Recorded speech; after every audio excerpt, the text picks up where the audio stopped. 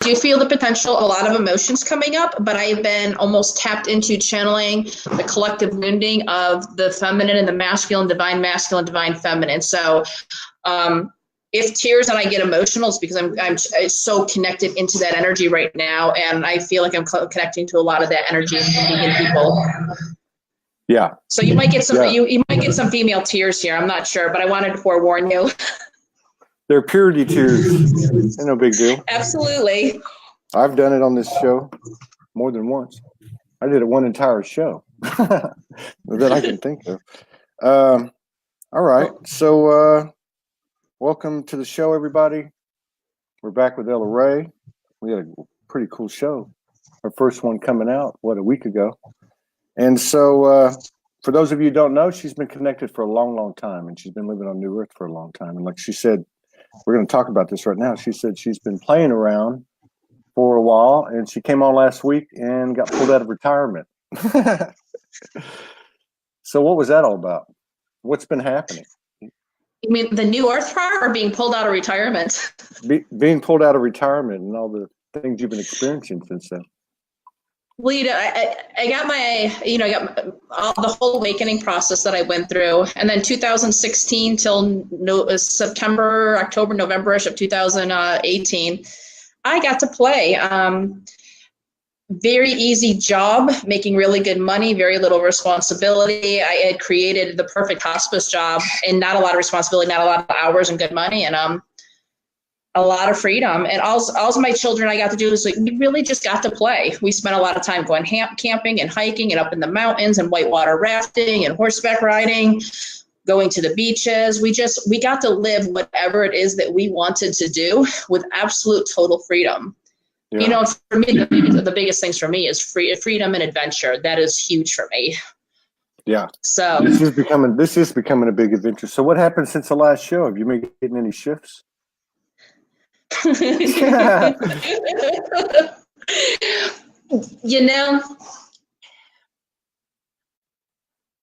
was expecting, okay, so this is, all right. The fears, the old programming that came up after doing that show, it's residual, I don't know, I'm not gonna try to label it. I had these fears come up of, I was waiting for a message from you or Morgan saying I pissed people off, that I wasn't what you were looking for. I thought that so many men that have come into my life, my energy can be so strong, it scares them away. And I was fearful that my energy would interact so much with yours that it would kind of mess you up for a few days. And that you would be like, no, I can't do this again with her. That's too much. And I was kind of waiting for that message that it just wasn't okay. I was waiting for that shoe to drop in a sense. I was waiting for you or Morgan to take that foot and step on me and squash me back down and silence my voice. And I have no doubt that was some old pattern that was coming up of mine. But ever since I was with you, I've been much more tapped into, connected with that collective energy of those old masculine and feminine patterns too. So I've been running both energies, the collective and some of my own stuff. So I'm not sure which is which at times. Mm. As this week has progressed, I have this union with this man in my life. And it was the first time in 3 years we had really true conflict. It was the first time in 3 years. When we finished the show, near the end of the show, I told you that by stepping into this new place of my truth and my power, it was gonna fuck up his life. This week, he told me that not only, I already knew the foundation of his house is cracking underneath. His house is literally falling in. But then he told me this week that he has lumps on his testicles. And you had said something about for that masculine, the man energy is that they almost have to cut off their balls in order to surrender. So, and here I have my man telling me I have lumps on my testicles and I had to have a biopsy. And so we're having a conversation. His whole life is collapsing around him. And, Yesterday, we were supposed to go on, you and I were supposed to come on, and things happened for you and for me, but we had conflict yesterday for the first time. And some of the conflict that came through in text messages is, you're too far out there. Why don't you come back to Earth? There was messages in there, I can't remember the exact wording of it, but he was trying to silence me. Because he is so deep in his shit and the negative and the fear and all that kind of stuff. And I'm in this light and I'm in the magic and being stepping higher, stepping into these realms with you. And it again came up in me is this anger. And it was partly my anger. And when I was about 12 years old, and I think this is my version of it, but it speaks to the collective of females, is when I was about 12 years old, I had a stepfather that one night he came in my room and he started kissing me, like really kissing me.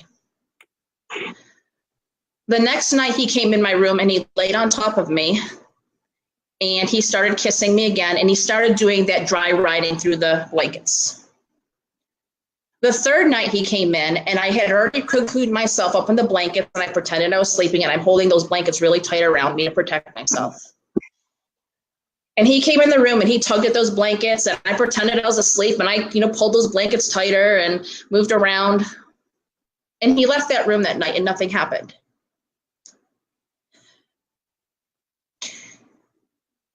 I stood in my power that night as a 12-year-old girl. I was able to stop a grown man and claim my boundaries in my safety and my security. But it instantly flipped in life at that point. I was no longer the favorite. I was the black sheep. I could do nothing right. I was punished from that moment forth for standing in that power and in that truth. When I went to nursing school back in 2003,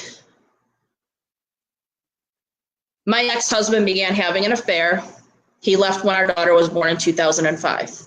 And again, I was a woman stepping into her power as a nurse at this point, that professionalism of her nurse. And he moved out. My whole life got destroyed as I plugged forward through nursing. And so it brought up so much after speaking to you, because again, coming out, and who's going to try to knock me down? Who's going to try to squash me? Who's going to try to silence me yet again? And then I have this conflict with my man yesterday, and it's that same theme of energy.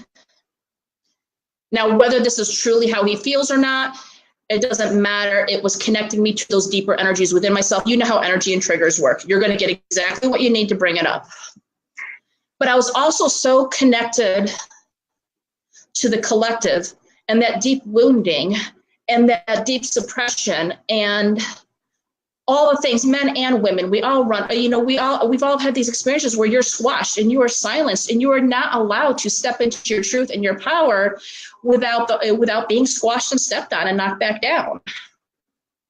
So it's been a very positive and overwhelming week. And again, I just keep getting called to action. And I can't play in the new earth anymore. I got to come out and step out of that new earth and come back, in a sense, step back out of that new earth for the people that are traveling to get to the new earth. Do you know what I mean? That are in that process of coming back, awakening back up and living that new earth. Yes. And so it's been a very, very powerful week. And there was no surprise when you guys canceled the show last night, because all of this stuff is coming up for me personally and what I was feeling collectively, and feeling all of his destruction that's going on, but also feeling that deep wounding that was not just his wounding, but I think it's the wounding that our men are also experiencing. And I can't speak from the male perspective. But the deep, deep inner wounding and that fear of that divine goddess and that fear of their own power and the fear of that magic.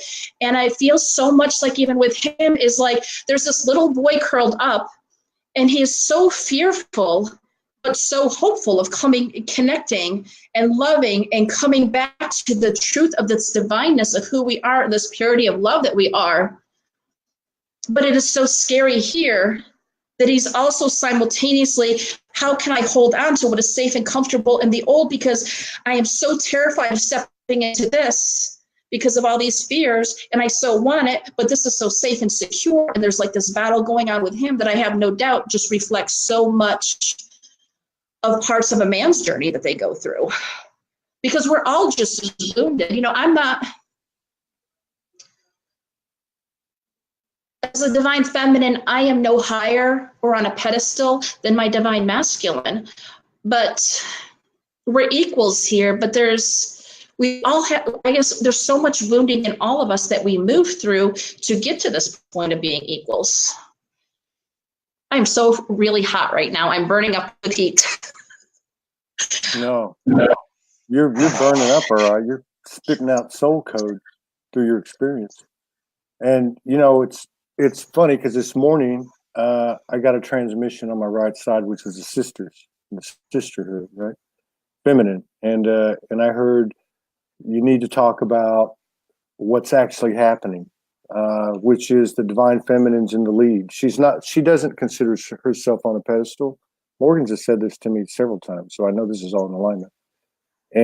But at this stage of the game, and she has been leading the way, she just hasn't stepped out totally.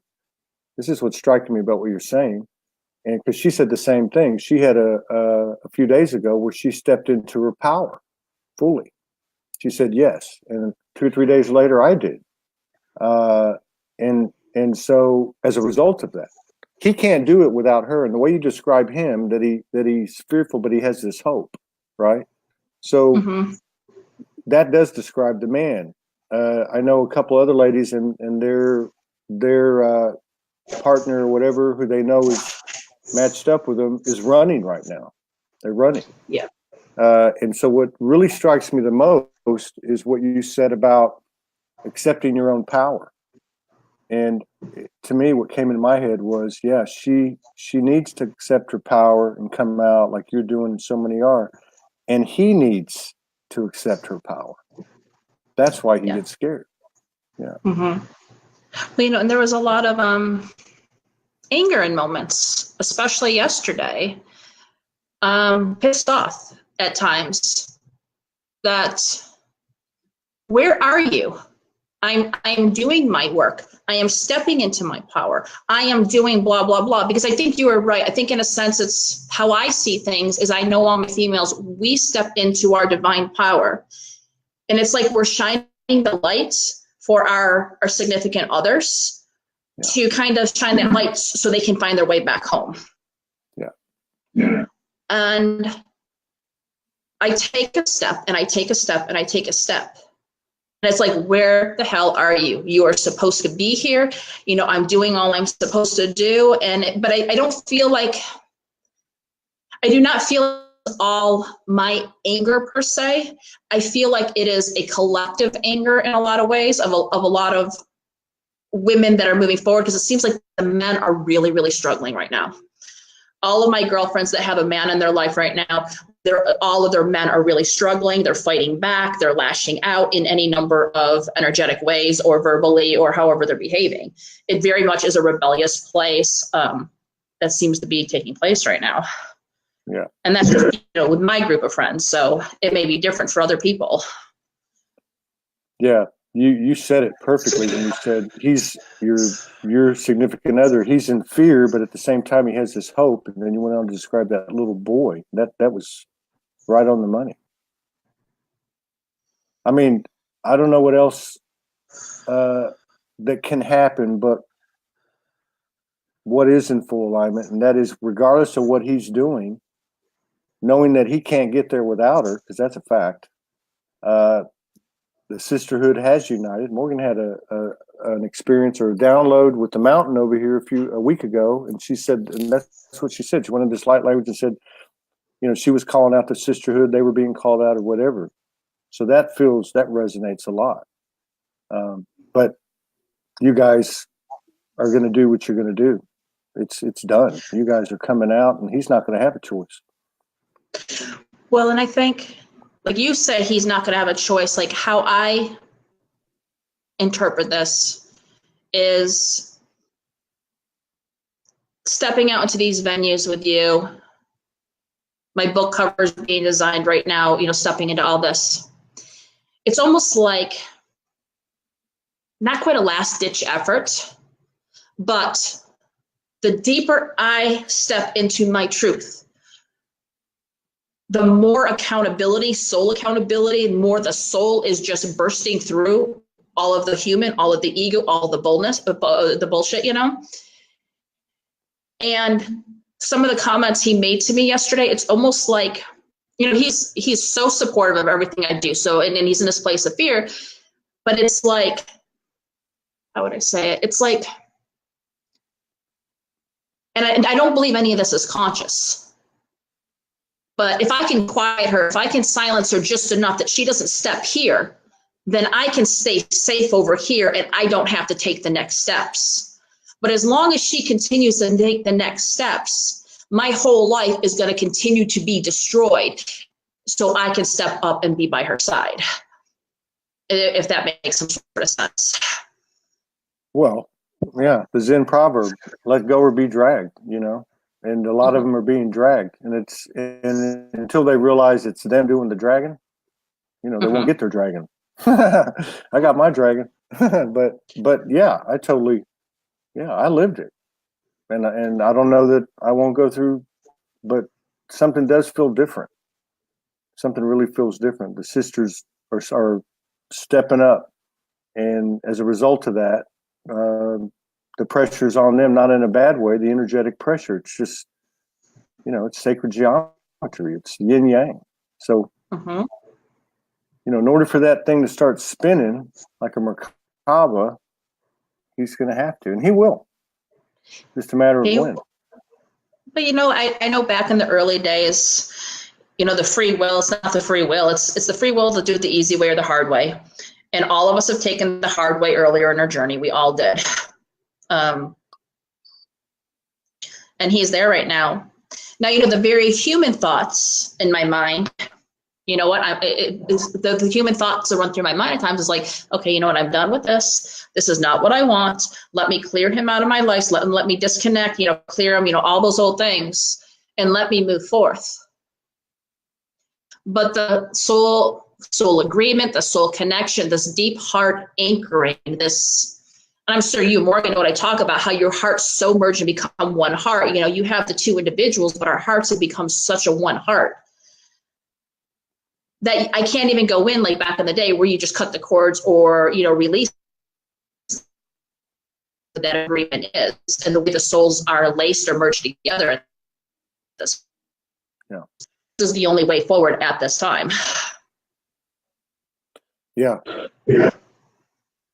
It's an interesting and exciting dynamic, really. Yeah. It really is. It's here. It's here. Today's not by coincidence the last day of the month. And I saw a post yesterday evening by Lauren Hazel, who watches that stuff. And there was some solar storm or kicking up, the Schumann or whatever. All that stuff's kicking up. That's her energy. It's the feminine. We're some powerful badasses. That's right. And he is too. But that silencing thing, yeah, I lived that with Morgan.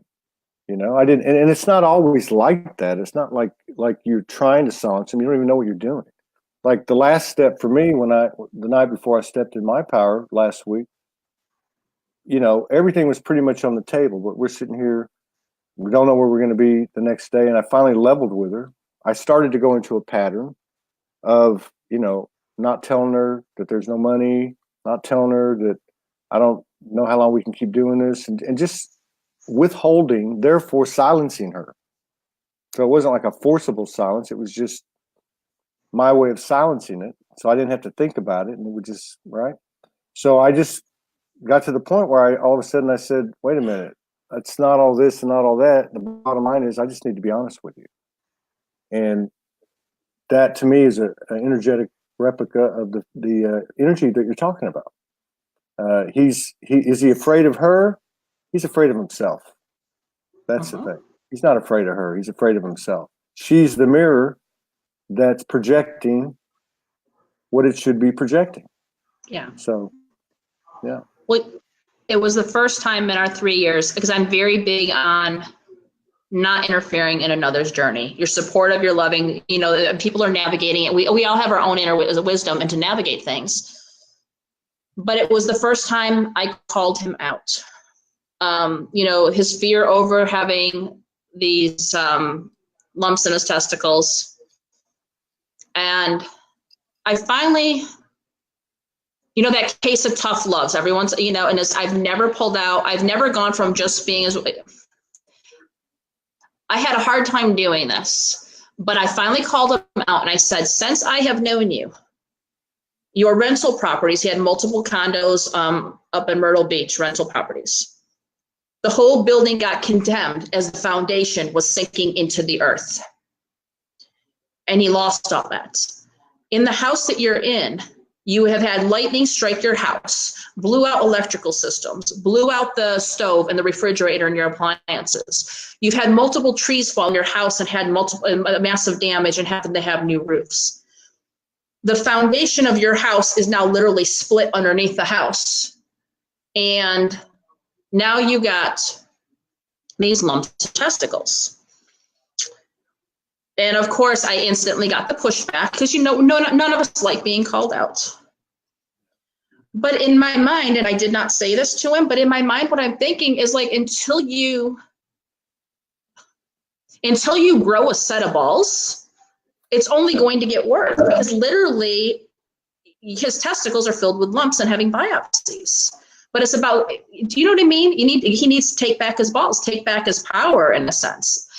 Yeah. But I called him out, and I didn't reference his testicles in regards to that, but it pissed him off because I triggered the hell out of him. But enough is enough. At what point do you just wake up and say enough is enough and get out of that fear? Yeah. Well, it is a pretty intense physical representation of. I kind of feel bad for saying it now, but he does have to find his etheric balls, and he has to lose his human ones, because they are the identity, the identity of the sexual power.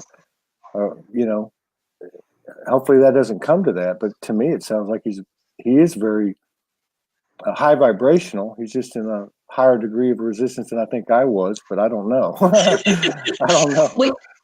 Well, I love astrology. I'm a Pisces. He's a Virgo, which is Earth, and Pisces and Virgos are opposite astrologically until you find the balance and harmony. And he has dug in deep. But what it shows me, him aside, it shows me energetically the pattern of the old masculine being broken down in order to step into the divine masculine that they already are. Yeah. And that symbolic representation, it's very clear cut. The foundation's coming down, being the reference with the balls and everything. Very, very clear cut, the symbolism. But it's not just him experiencing it. It's any man that is having the old masculine broken down for his divine feminine, his divine masculine to emerge from within him. Yeah. Yeah. I had an interesting conversation with the female half of a divine couple. We were staying in their little studio, and Morgan got a transmission that night. It was a lot of energy, and basically the transmission was that we were in the presence of a couple like us, and there'd be like a double nuclear explosion, right? So it was pretty cool. So the next day I ran into her and I told her about it. And we started talking about our relationships. They'd been together for 7 years. We've been together over 3. And we were talking about the times we released each other, and the many, many times we released each other in many different ways, levels or whatever. And how important that was. Yeah. Uh-huh. She was telling me, and, I've lived it. So. Oh, go ahead. I'm sorry. No, I was just going to say, so that tough love comes in other ways too. And really, it's the tough love to yourself, because you're saying, hey, like you said, if it's meant to be, it's going to happen. But you can't wait around, She told me that they just had a few months ago, it just happened to him, and he just moved here permanently. He was from Switzerland. And she said that a few months ago, she told him, you need to go. You need to go work out whatever you need to work out, And until you do, this ain't working. And she said, we've been together a long time. So it's all coming to the surface.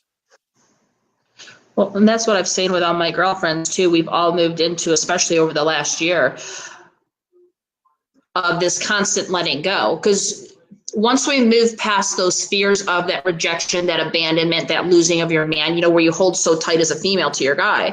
Mm-hmm. Once we move past all that stuff, it really has moved into, for about a year now, it's constantly being in a state of letting go, or a constant state of non-attachment to them. Mm-hmm. And it's just constantly letting go. And if you do so, if we all, and any of us start to have some of those attachments start to go, start coming on, our girlfriends will call us out or point it out, but it's constantly letting go. You let them go, and then you come back together and let go, but it's not letting go like they move out. It's just letting go, that you let go of the expectations and the attachments to it, so that it could flow the way it is meant to flow, how your souls have designed it, how the vibration is guiding you both. Yeah. Another thing she told me too was, she said, it's always something equal or better. And yes. I said, I used to say that when I first met Morgan. I'd always say that to myself, just to try to keep me balanced. But I told her, I want to be with you, but this is the only thing I can understand. We've got to stay totally open. We have no idea what's around the corner, any of us. But you also have that feeling that draws two people together, whatever the situation is, or you need to move here. There's people moving around now. So it's a little bit difficult to figure out, or to separate sometimes the deepest part of our human from that intuitive feeling that we're getting. Well, and it's like the rules, I'm going to loosely say the rules have constantly changed through each vibration or level of awareness that we come to. And the things that applied, or how we would handle things here, are completely different or opposite here. Yeah. And it's constantly having to realign with the new structure of this vibrational space. Yeah.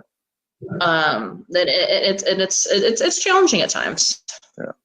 Okay. I keep the Holy Grail. Yeah. Yeah. I keep feeling the Holy Grail. The Holy Grail. Is there any reason that the Holy Grail needs to be coming up? I don't know. I don't even understand totally what it is. I've received a lot of transmissions, especially when I first woke up, about the Holy Grail. But I think it is the Trinity, the two. I don't know, but we don't have to understand everything. I was going to ask you. I think this is an energetic question and answer. But men, I think Morgan told me one time, men blamed themselves and she blamed him. Now, this was back in the day when energies were different, like you say, and they keep changing. But my point is, that story that you told when you started this show about when you were young, right? Mm-hmm. How did you let that go? When did you let that go? Have you let that go? I think part of the man's makeup is he thinks he's doing something wrong all the time. And maybe that's that wound you were talking about. Can you give us some feedback on that? Well, I think you referenced the woman blaming the man. And that is Yeah. I'm sorry.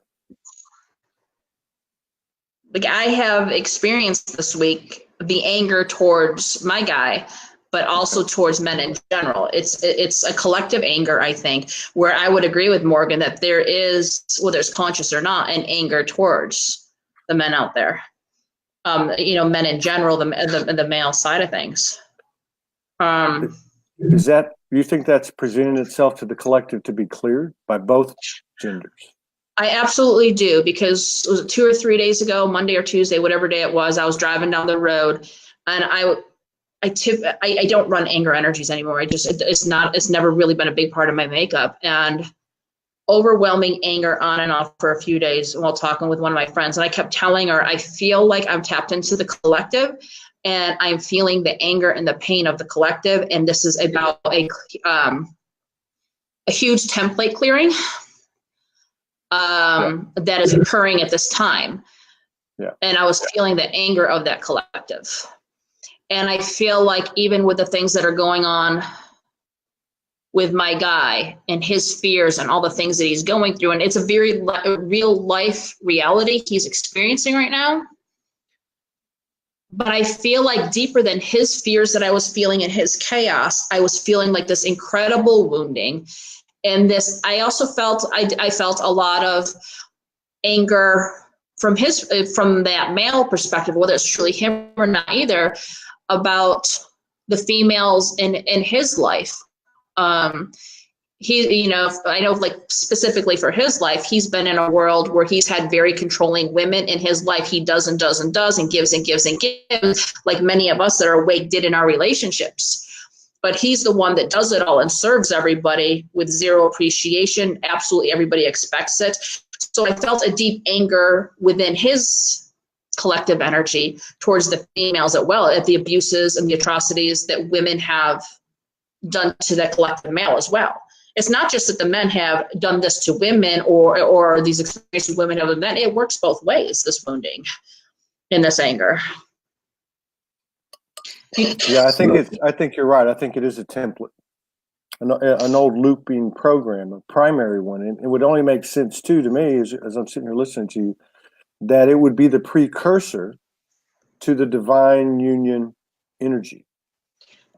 Because that would have to break down for that energy, and I'm talking, you know, collectively, that energy and otherwise, but that energy to flourish would have to. That space would have to be created by the removal of that loop. So what I'm feeling, and I know I messaged you about it before we came on, is, and this is where it's coming in, I think, you're talking about this collective. So if we have this collective energy, I messaged you about that. I was feeling that at a point during our conversation that there's going to be anchor points that were going to occur, that your divine masculine and your divine feminine, we're going to set up two corners of anchor points, and my divine masculine and my divine feminine are going to set up two anchor points. And the combination of these four pillars, we're going to create a grid while we are doing this show. And it's tied in now with what you started referencing, is clearing these templates, these grids right now.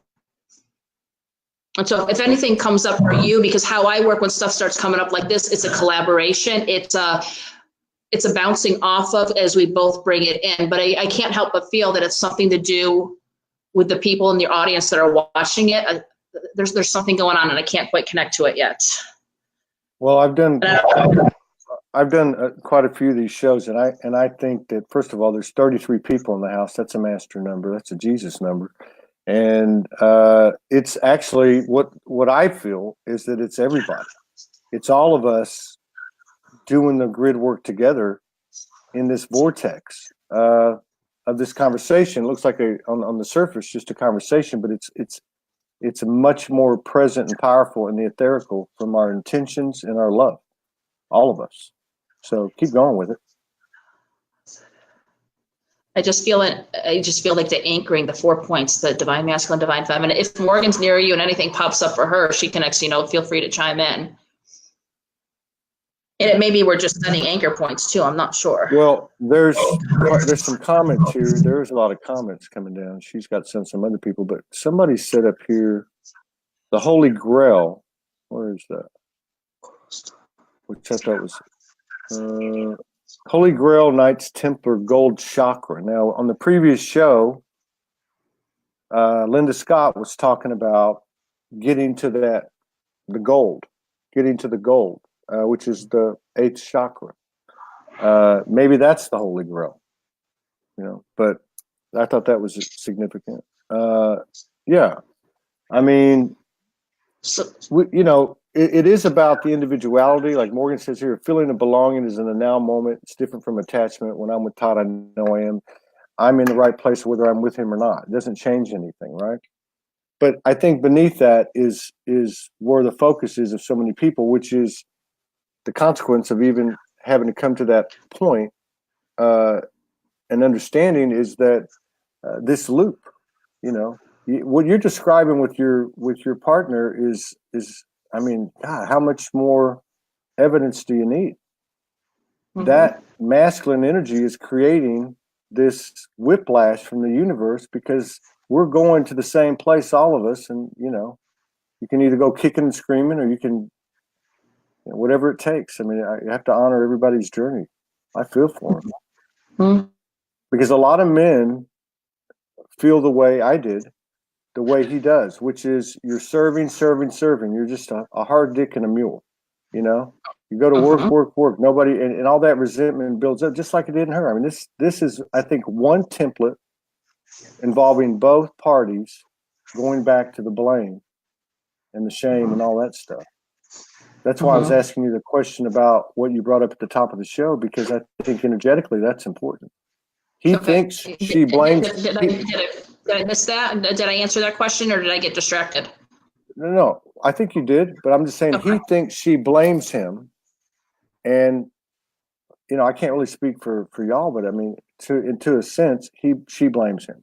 So it's weird. Mm-hmm. It's an old program, and it seems like it involves both of them, right? I have no doubt it does. Like when he first came into my life, we were. I've been hospice nurse. Before I met him, my boss was telling me about him, and I knew instantly that I was going to be involved with him.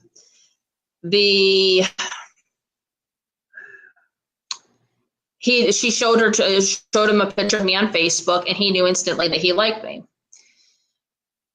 We began bringing in, and I saw very quickly how we were collaborating on projects together, and how it would work for us is I would get the creative energy, and I'd go to him because my brain does not work linear anymore, like most of us anymore. I was like, okay, this is the vision I have. This is what I want to create. And he'd be like, okay. And he would very easily put this in a linear structure for me. And then we would step forward and create it together. We did multiple talks in front of the company at regional meetings. But every time we stood up, it was so powerful to me because I came up with the idea, he created the structure, we came together to do a presentation. And we got up on stage, and he let me stand on center stage, and he always stood off to the side. And to me, it felt like such a place of honoring and reverence, of really just allowing me to step into that place. And I don't know quite the way write the words for it. But those pillars I was talking about, I know I'm jumping topics. No, you're good. I'm feeling like between those 4 pillars that have been created now during the show is that there's a weaving of a basket, and these cords, these lines that are being woven in between these pillars right now are weaving of the divine masculine. Like one of the threads is the divine masculine, the other is the divine feminine, and they're alternating weaving, almost creating a basket or like a grid or a template, whatever words we want to use. But there's this weaving as we're talking. So my guess is we are weaving the energy. Yeah. It's it's like this. Like yes. Yeah. Yeah. Because I got to tell you too. We're building a structure of something for a collapse, but I feel it's going to support a collapse. Yeah. Is the side I'm receiving. Or maybe it's actually the formation of the true grid. What was that? Or maybe it's the actual formation energetically of the grid, of the real grid. And it might be. What I was going to say is that the last show was very powerful. And I woke up this morning saying, or hearing, this needs to be talked about. And so it was very powerful with Linda. And now with you, I just realized, because I had this sensation like in the heart area.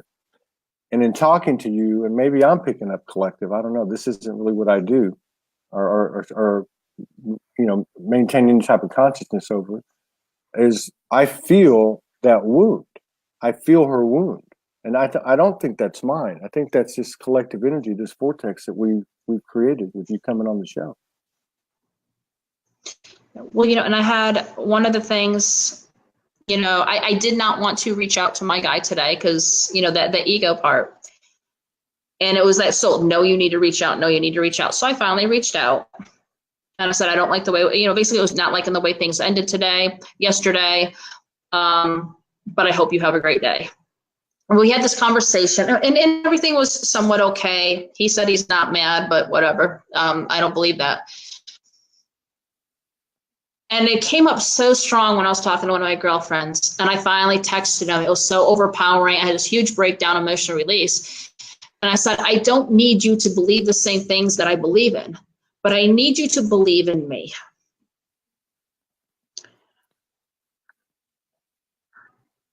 And what's that? No, I was just going to say it's the magic of the mirror. That's exactly what he's saying. And the thing is why wouldn't we believe each other? The only reason we wouldn't believe each other is because we're not being honest with each other. So she needs to say what she needs to say. He needs to say what he needs to say. And that's all there is to it. It's not a personal thing. It's just, hey, I'm fucked up, or hey, this is how I feel, or I don't believe you when you say you're not angry. Whatever the case is, they just need to be said. Mm-hmm. I mean, I'm saying this like I'm some kind of expert. I'm not. I'm as stubborn as he is. I've had daily guidance and getting my ass kicked and all that stuff. I went through all that stuff, and I'm not saying I don't have to go through more, but that's what I learned this past week, and that's when and it only matters to me. When I fully stepped into my power was when I went to my lady and said, look, here's where I'm at. Here I am. And it wasn't like, fireworks went off and all that stuff and warm and fuzzies came. It was a very surreal, I'd call it a download or transmission. It was a very surreal thing. The next day, the etherical evidence or magic presented itself, and and here I am, but very humbling. And yeah, you got to cut your balls off in order to get your etheric balls, period. You can't have both. Yeah. Yeah. And you can't. I think that's the part, and I'm going to use the word anger, and I didn't feel angry, but I don't know a better word to use. That is why I am angry in a sense, is all the stuff going on in his life. And I know it's probably more of a typical male patterning. Your girlfriend, you pick up the phone, you tell your girlfriend everything that's going on, you cry and you work through it, or, you vent about it. He's got all this stuff going on. And instead of leaning into our union and that love and that connection, it's isolating himself, pulling himself back to sit in it all himself, and it is lost in the shit of it. And it makes, at times, I just feel mad that it has gotten this extreme. Yeah. And the only communication at this time is through regular text messaging, because he's holding it all in his own little realm of what he can, control, or his own little particular grid. I don't know the right word to use. Well, I'm not trying to tell you what to do at all. I didn't want to make that clear. I'm just trying to convey my own experience. But the best things Morgan ever did to me, and many, many things, I mean, I can't even begin to count them, was saying, hey, you need to go do your thing. You need to go take care of this, and just, kind of shut you down. Absolutely. And that may be very welcoming. And it's okay now if it does, because there's not the fear associated with it anymore. So it is okay if that occurs. Okay, so it's kind of to say that I am the Holy Grail. Not me, but that we are the Holy Grail. I am the Holy Grail. And my soul is the cup. My soul, the heart. I am the cup of the Grail. And it's the inner wisdom and inner knowing and inner truth that overfloweth the cup. And that is the union of the Holy Grail, as I am the Holy Grail. But go ahead. The inner wisdom. And that doesn't involve anybody else. It does not involve anybody else. It's the inner knowing, the inner wisdom, the inner truth of myself. Yeah. From within my soul is the cup that is the Holy Grail. So how do we embody that if we're still in this template that you're talking about? It's a story. So what's the underlying energy if we drop the story? Personally, collectively, why am I seeing this in front of me? You know, through the last 3 years, was I shown certain things that I liked and didn't like with Morgan? It was for me. If I'm the Holy Grail and I drop the story, what's the underlying energy? What do you think the underlying energy is? You know,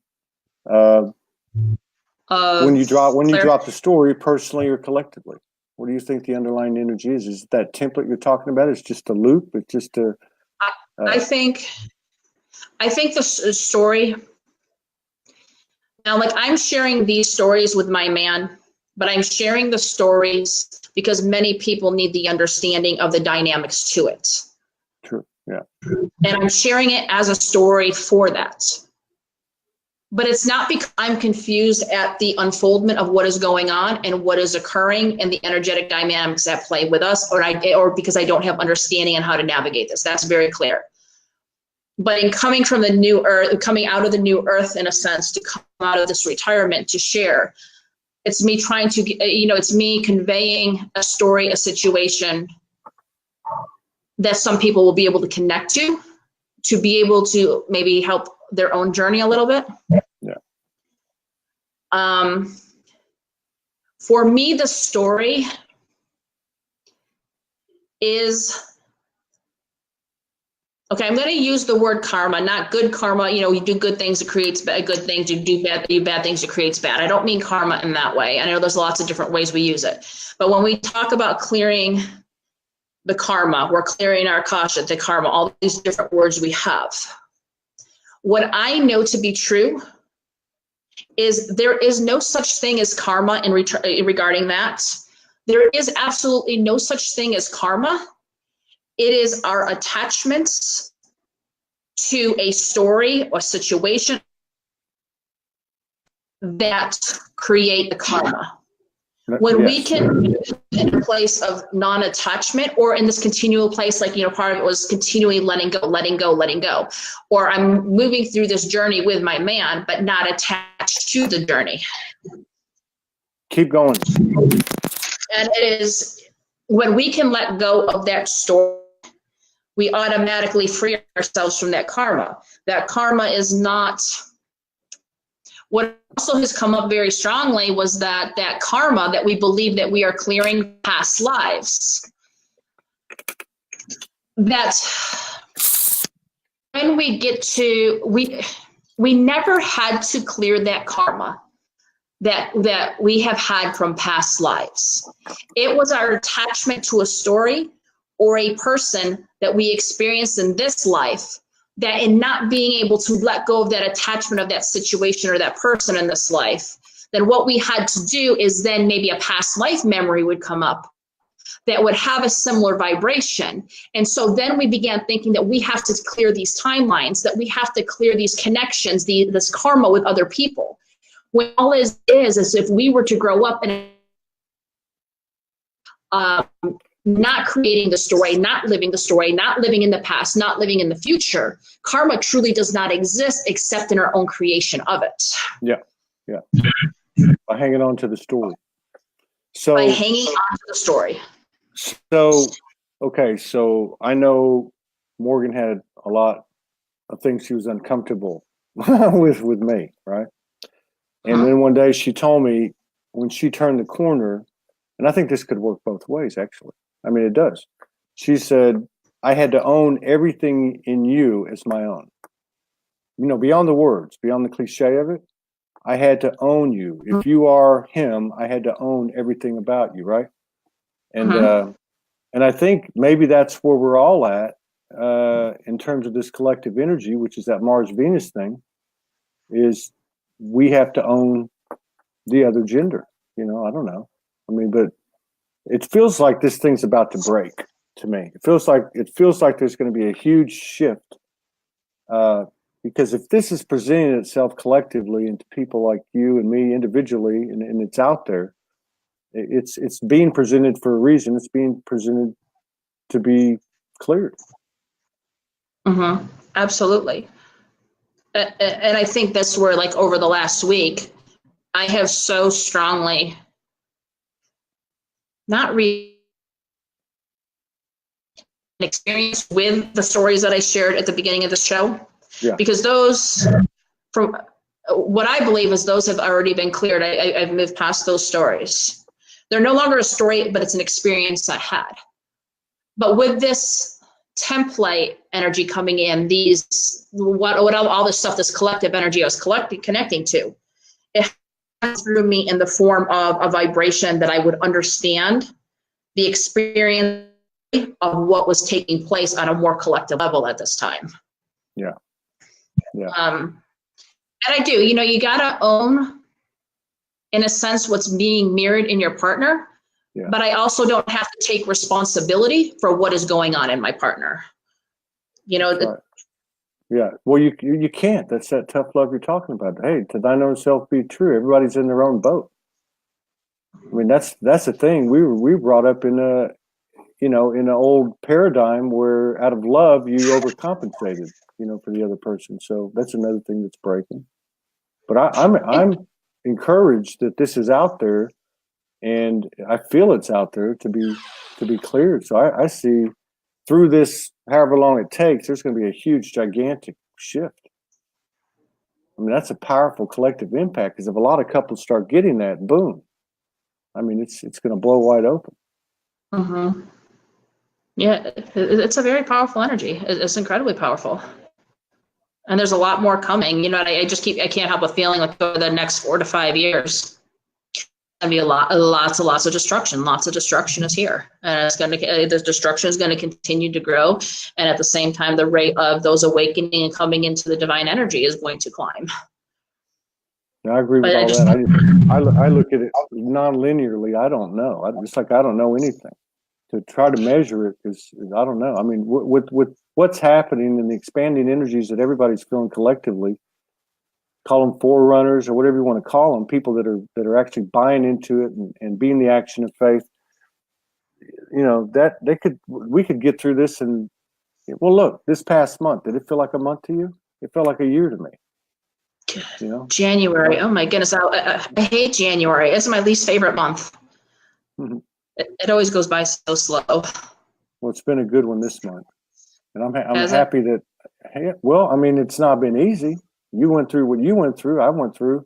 Everyone I know has been going full speed ahead, like a locomotive. I mean, it's and there's this beautiful symmetry that's occurring, but there's these, I don't want to say bumps in the road, but these things are being presented at a faster and faster rate to be cleared. I'd put it that way. Absolutely, they are. God help us all.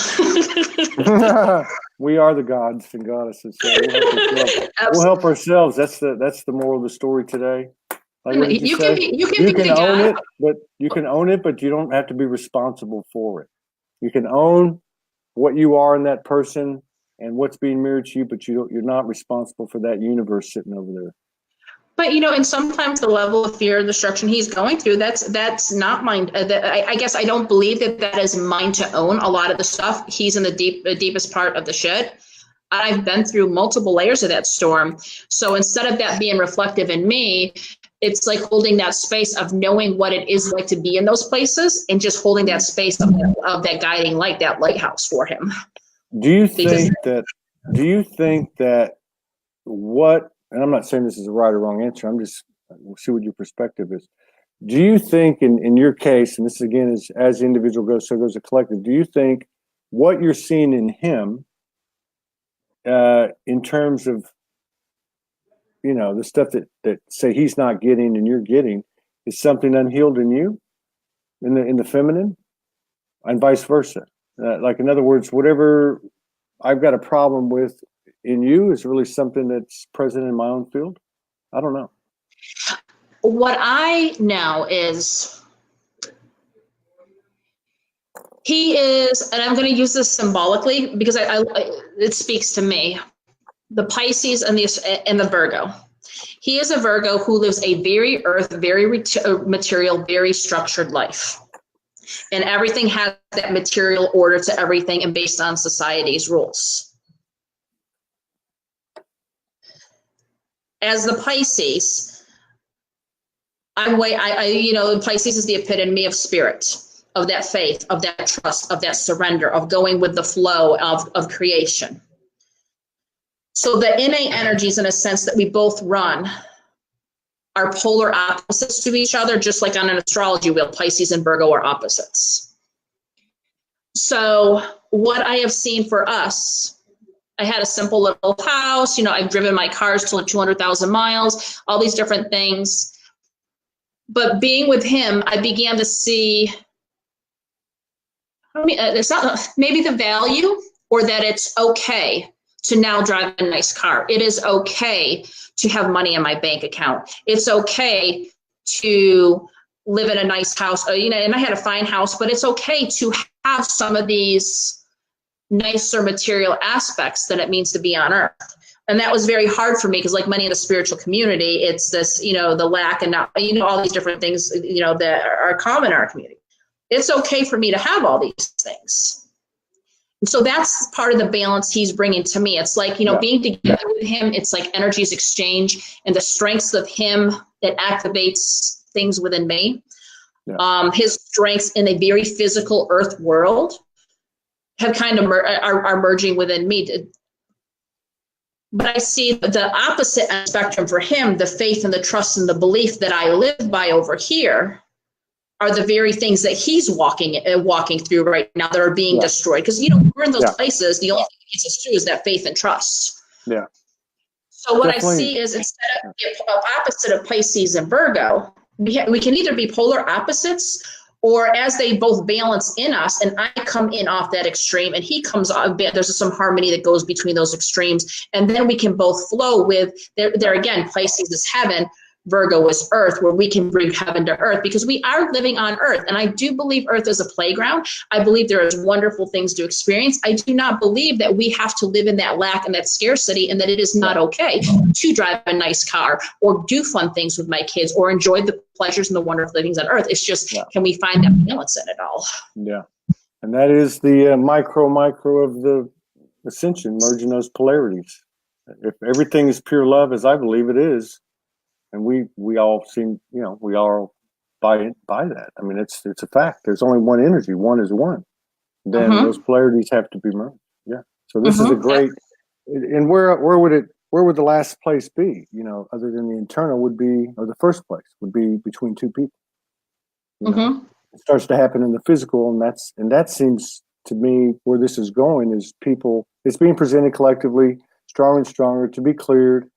And once it's clear that this whole thing's going to change, like it's changed so much in the last few months and in the last 30 days, but it's really the potential is that wonderland that you're talking about, the new earth is. I believe that. Well, back in 2011, and what I believe in the highest realms, and whether we get there in this lifetime or not, I don't know. But I had a man that where I was guided at that point to understand that he was my twin. Yeah. I do not like the twin flame labels. I do not like a lot of the stuff that I see in the group. So I just want to put that out there. But it was an understanding that began to guide me into the direction of the sacred unions. Yeah.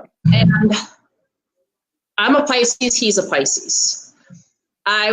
We got married, and we were married for about 3 years. We knew we would not be together in 5 years. So it's going to shock anybody, but I was 38 when we got married. He was, are you ready for this, Todd? You ready for this? He was 18. Is there a laugh there? You go, girl. Well, I ain't saying nothing.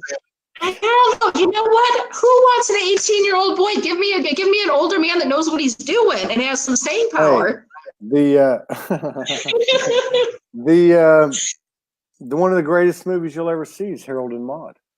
And, the lady's like 75 and he's like 17. It's a great. So age is relative. Well, I think we should do. Let me just close this part. Is that like what I know on where these are going eventually? When he and I were together, we have not had any Earth lives together, but we had a galactic lives together. Let me rephrase it. We've had one Earth life, Walden Island, Pacific, and this was an overlap between. And it was a place that was basically the whole island is a place of training in a sense, kind of like a Hogwarts for healers, energy, all that esoteric stuff. Yeah. In this life, when we came together, both Pisces, ocean, water, I live, 30 miles from the ocean. We would go down to the ocean and we would have dolphins swim up to us. Yeah. We would have dolphins swim around us in the ocean. We would go out to the ocean and both of us had this natural ability to connect with the ocean, and he loved the great big waves and I loved it much quieter. So we both were able to connect with the water, and he would send huge waves over to knock me down. I would be able to connect with the water and still the waters, and they become very, very quiet. It was a game we played. Very cool. There was one time after a hurricane, we went down to the pier and the water's really high, a lot of surfers, and we're holding hands, and we walked to one side of the pier and there's a lot of surfers out there. And all of a sudden the waters became still, clear as glass, absolutely still. But the other side of the pier, the waves are very large and still going. So we walked over to the other side of the pier. That side of the pier, the waves stilled and the waves over here picked up. There was another time we're driving down the road and I was like, oh shit, we just missed that exit. Instantly, we were coming back up on that exit again, as if we had never missed it. And the other really powerful time was there was a bird trapped on our back porch one day. And I was near the door to open the door. I was like, how am I going to get this bird out of the back porch? And I just got quiet, said some little whatever, light language came through, whatever. All of a sudden, that bird was on the other side of the porch, sitting on the air conditioning unit, had not gone out the door. There's no way. The door's over here, the air conditioning unit's over here. And so what that showed me was that as we mature in our energies and as this planet matures into these new Earth frequencies, there is such an immense power and connection and manifestation that occurs that will absolutely boggle our minds. It's beyond what we can comprehend, I think, on a very absolutely. third Thought, well, it's instant manifestation. Absolutely. I mean, we're going to schedule some more shows, and as we have opportunities to.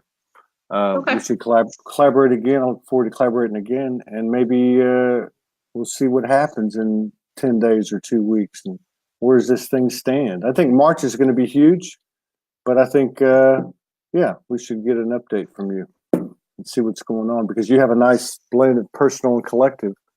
It'll be interesting to see.